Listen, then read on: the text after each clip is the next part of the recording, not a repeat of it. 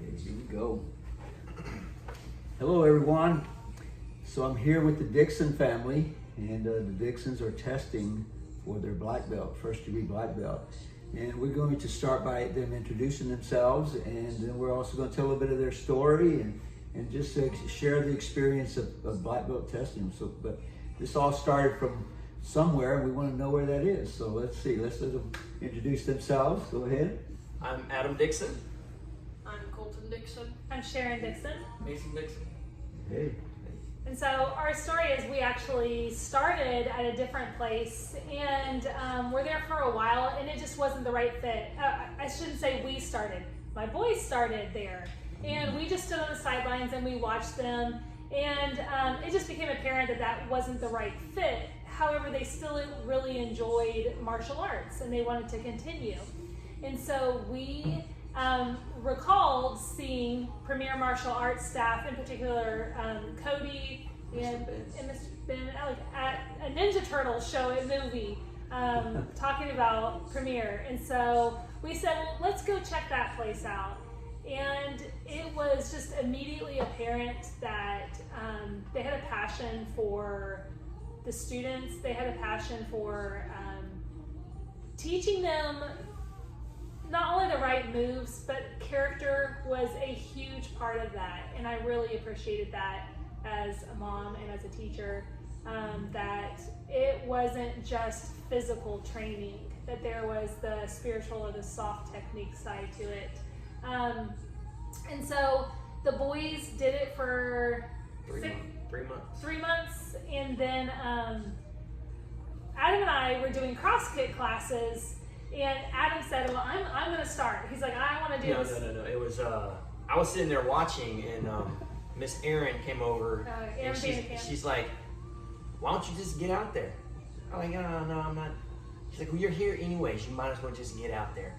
And she went and she got me a white gi and said, next class you just get out there. And I'm like, okay. So you know? he There you go, did. Aaron. Yeah, and he started a week. I was like, you know what? I'm just gonna do cross kick, and I really, it's looking back, it's silly. I felt like, oh, I'm gonna look silly out there, even though the adults that were out there didn't look silly. I just felt like I would look silly out there, and so I was hesitant. Adam actually started a week before I did. But then me, I'm like, I can't let them have all the fun. I can't be left behind. And so I was like, no, I'm going to do this. And stepping on the mat and being able to go on this journey as a family and support one another. It was, I will say, that was the totally different part. On the sidelines, I'm like, guys, they're asking you to do the move. Like, come on. You know, I was that sideline coach.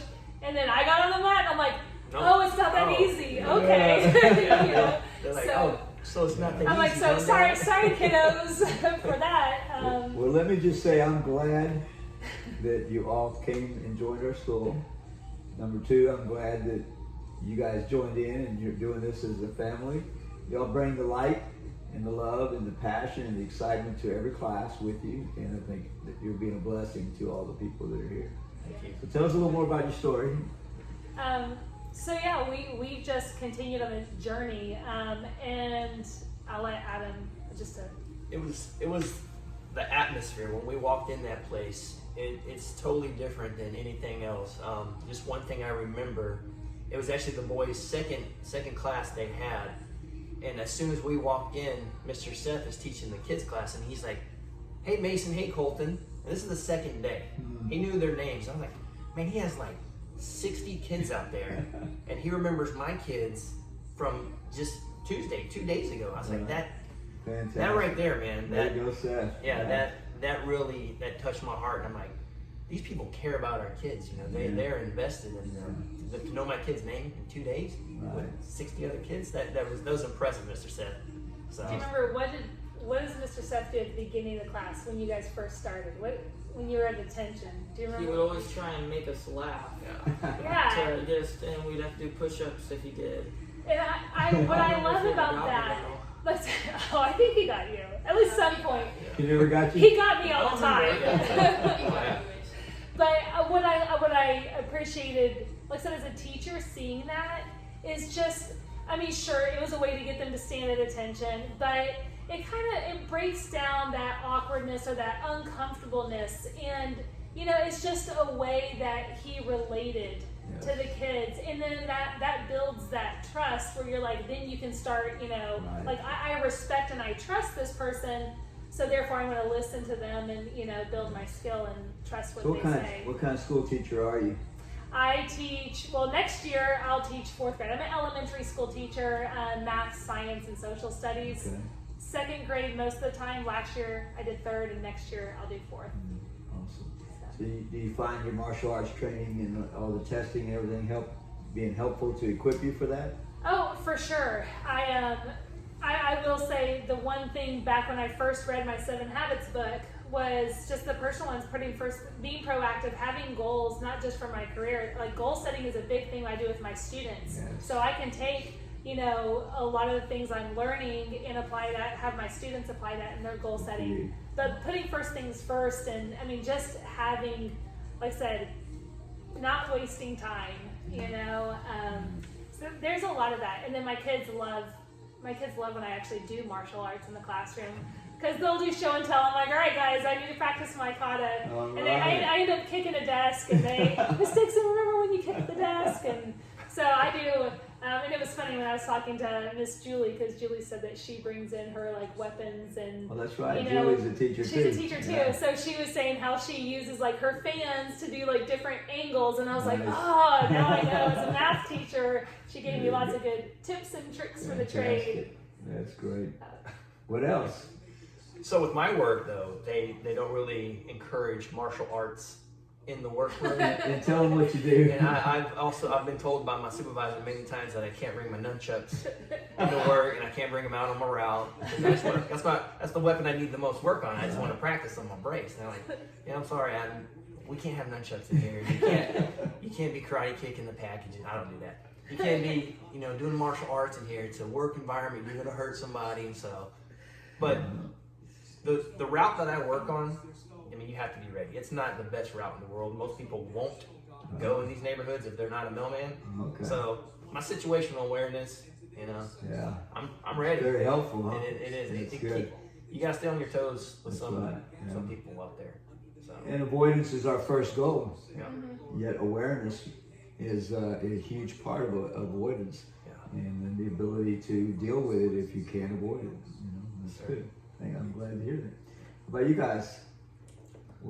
Yeah, I just remember I don't remember what belt we were, probably orange orange, when we saw our first graduation, and all the light show and stuff was probably the moment where we all realized that we were actually going to do this. I think that's when y'all made the commitment to become black belts? For sure. Was it a black belt graduation? Yes. Okay. Yes. And we're like, oh my goodness. And so how many have y'all been to? Everyone since. Oh, really? So y'all been to how many? 3? 3. I actually missed out on that first one. I was in California running a half marathon with my sister-in-law. Right. But I remember the phone call. They called me and they were like, oh, you missed it. This was the best thing I have ever seen. Awesome. They did not, all of them did not stop going on and on about how amazing it was. And they're like, yep, we're in this. Well, I think that's so important for you to maybe just encourage those who might be watching who have never been to a black belt graduation to be sure and attend one before they get there. For sure. It gives you that vision and goal. You know what you're working for. Beginning with the end in mind, as far as just the karate journey, is that gives you that passion.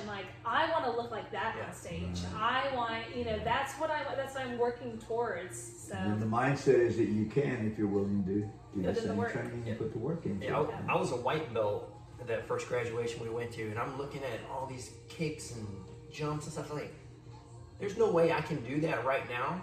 But watching this and seeing these people, it's like I'm going to be doing that. I'm going to be on that stage. That's the mindset. That's going to be me. Very good. That's that. A winning mindset there. Very good. So, Colton? I think I also realized I'm going to do this when I saw my first graduation. Seeing all those flips and tricks that they were doing. That was really cool. Yeah, awesome. All right, so Anything else that y'all want to talk about on your story or the experience of being a BBC now? Let's go to that whenever you're ready for it. Is something else about your story that you want to share? I want to say a couple things about the instructors. Mr. Steven, I owe him a lot because he took me out of my comfort zone. And he helped me see what I can do when I was not confident in myself. And I just want to say, thanks, Mr. Steven. I know you're not here anymore, but I really appreciate all you did for me in my lower belts. Sorry, I was getting a little emotional there. That's good. It means a lot to me. So it's from the heart.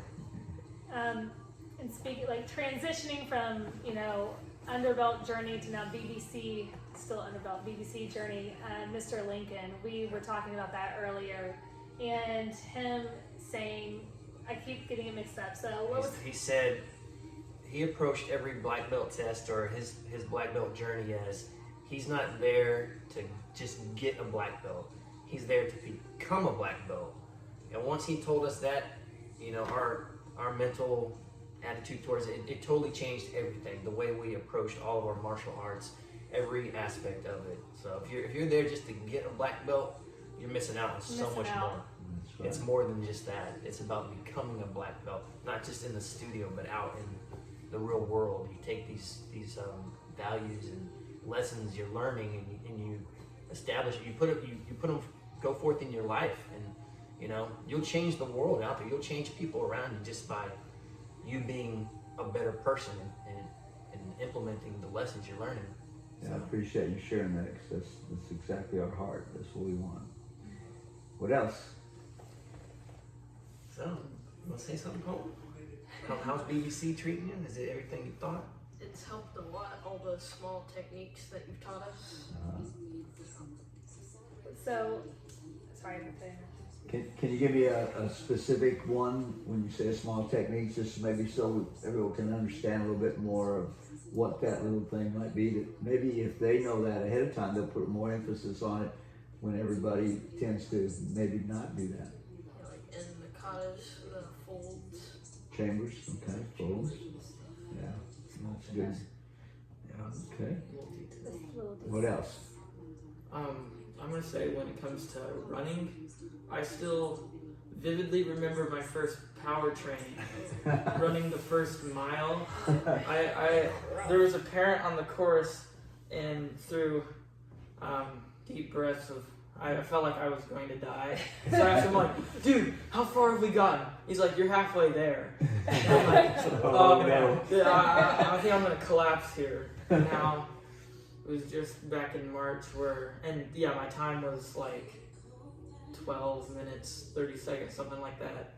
It was just back in March where I got my PR for 1 mile, which was, I want to say 8 minutes, 20 seconds, right around there. That's good. And so Good job. It's changed a lot. Yes. And now you've run 4 miles, right? Have you run more than 4 before? I've never run more than 4 before until last week. 4 miles was sweet, wasn't it? Yeah. I got 43 minutes on there, I think.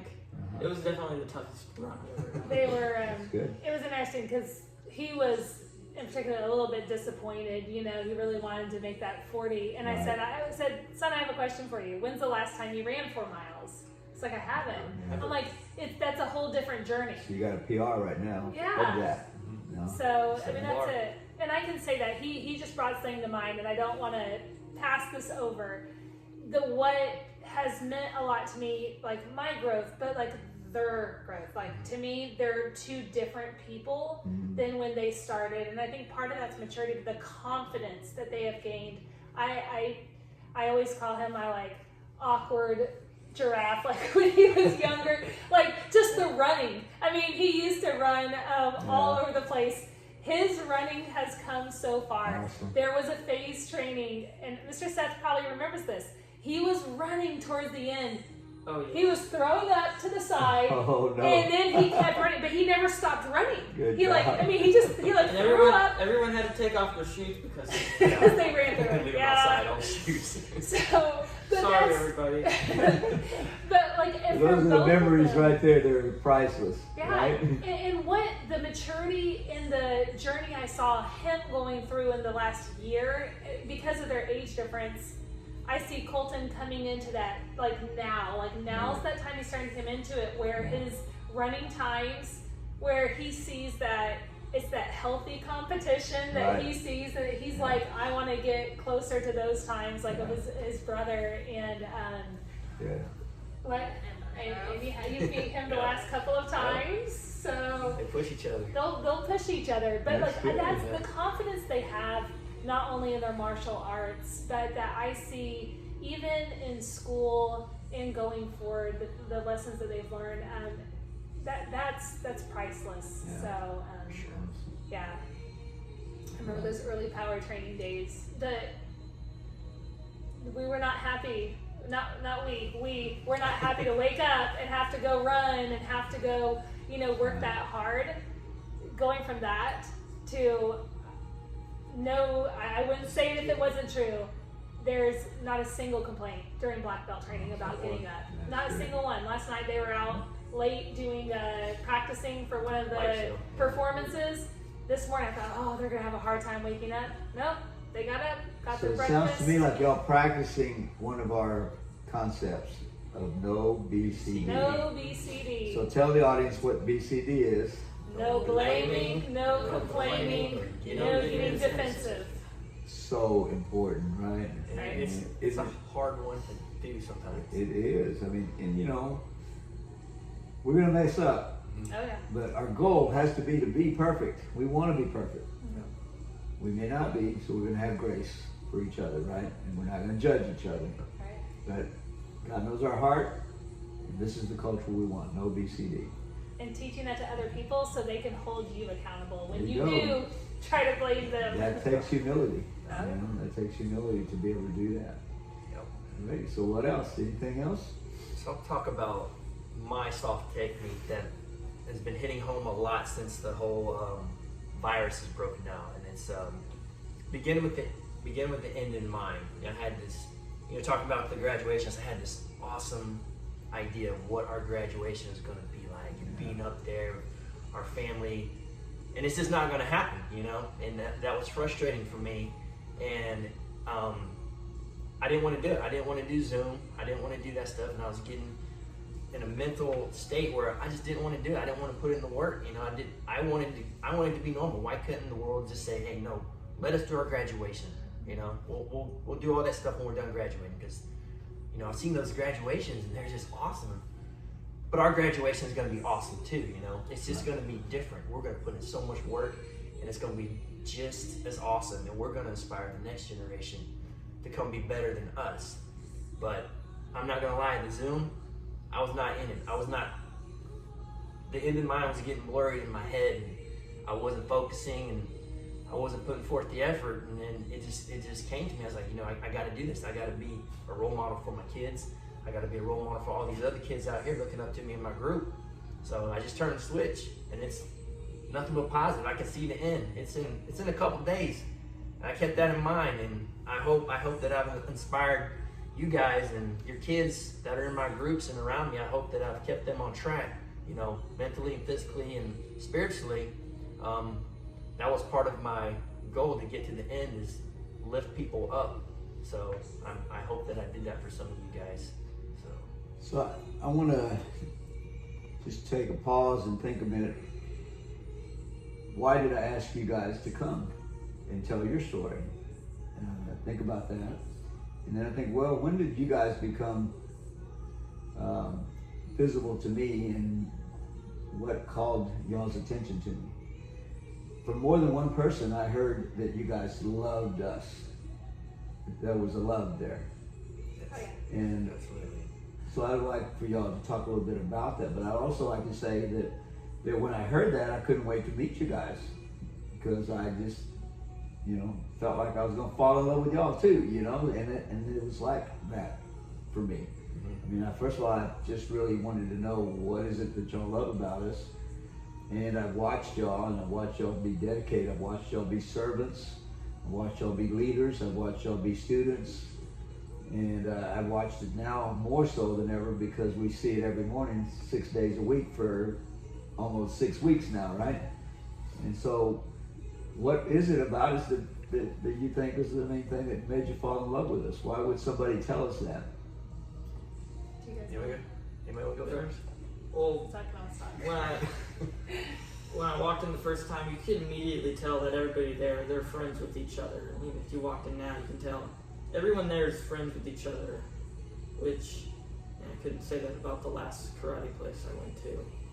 But everyone here is just so nice, and you're not looked down upon for not being as good as everyone else. They want to help you, and they really want you to get better. Yeah, cool. Who do you think they were referring to the most whenever they said that? They said the DIXONs, the whole family, right? Yeah. I hope so. Everybody has their love. Trying to feed off of each other. Yeah. Yeah.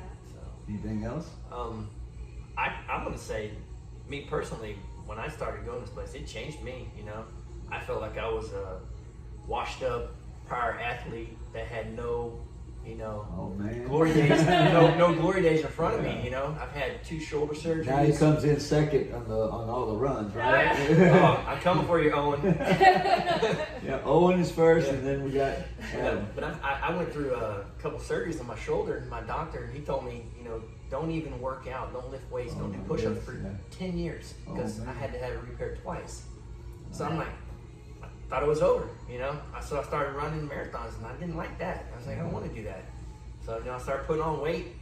I was like, I don't know what I'm going to do. I'm just going to, sit there and watch TV. But then we came in here, and I see adults out there. I was like, oh man, this is awesome. Yeah. And then I get out there, and I'm That's hanging great. with the instructors on fight day, and it just motivated me. Well, I think it's a mutual love, All our staff, and myself included, love the DIXONs. And it's great to know that love will get you to do what y'all are doing right now. The passion to come up and do this every morning and put everything you can and leave it there in the parking lot. We used to say leave it on the mat, right? This time we're leaving it in the parking lot. And you got it. And it's happening, and it's just great. So in closing, what would y'all like to close with? Anything particular? I would just love to say that my love for this is not just martial arts, it's the one family. Because I honestly would take more than 2 hands to count the number of people that I know I could put a phone call in if we needed something. That hopefully they're the same with us, that hey, you can call us, whatever it is. And there are times where that we've been able to do that for each other. And I know we have a tight-knit adult, the small groups that you get involved in, your Tuesday, Thursday night class, I've said I've missed that, I've missed, because we're all kind of in different places as far as Zoom or coming back, but, that small group that we've just encouraged each other, and like that adult group, we get that, new white belt adult in, and we're like, woo, it's a party, we're so glad you're here, and, the effort to get to know one another. And I know the same for the kids, just seeing other parents. I know the Campbells are big. They, they'll watch out for my boys too. And, they'll call them out if they're not quite, doing the, Mr. Boom. Yeah, he's a big one. Like I said, that I know that I can be because not everybody always wants their parent on the mat with them as far as giving correction and stuff. So I know I can have point people that I can kind of be like, hey, look over here, help me out. So that's I have a love for Premier because they talk the talk and they walk the walk. They said we are one big family in Christ, and we're improving ourselves at the same time in martial arts. I just want to say to the parents that have kids that are in a program that aren't involved in a program, we have room for you on the mat. If you think you can't do it, I used to think that too. You can do it. You can. There's plenty of room on that mat. And you'll get so much encouragement from everybody out there. So there's room right next to me on that mat. Colton, Mason, anything last words? Yeah, one of my big things has been change in this season that we're in right now, especially with the virus and how we're having to change everything. You just got to learn to be able to adapt to it positively, like there's a lot of change going on for me right now because I said earlier, within this next month, we're going to be black belt testing, moving to a new house, and I'm starting high school. So there's a ton of stuff going on. A lot of stuff is changing, and you just got to react positively to it. It's going to be a lot easier. All right. Nicholson, big words for the big speaker. What does it mean to you?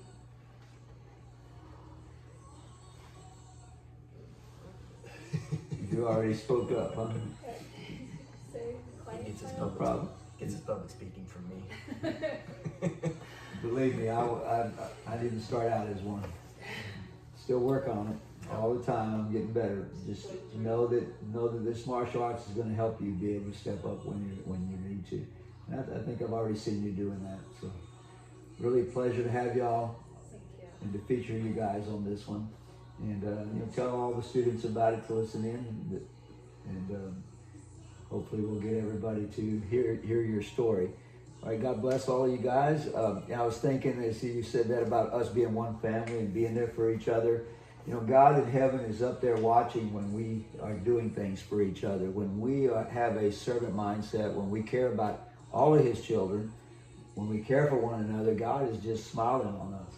And as the grandmaster of the martial arts school, I get a little bit of feel of that when you guys are doing that for each other, and when they're family to family, and when you say that, because that's the culture we want, and we want it to be that God-honoring, loving culture. We don't judge, we don't compare, we don't do unhealthy competition, no BCD. No BCD. We want to be according to what God calls us to do. And he says, love the Lord with all your heart, soul, and mind. Love your neighbor as yourself, and love yourself well when you're doing that. God bless y'all. Bye. Bye.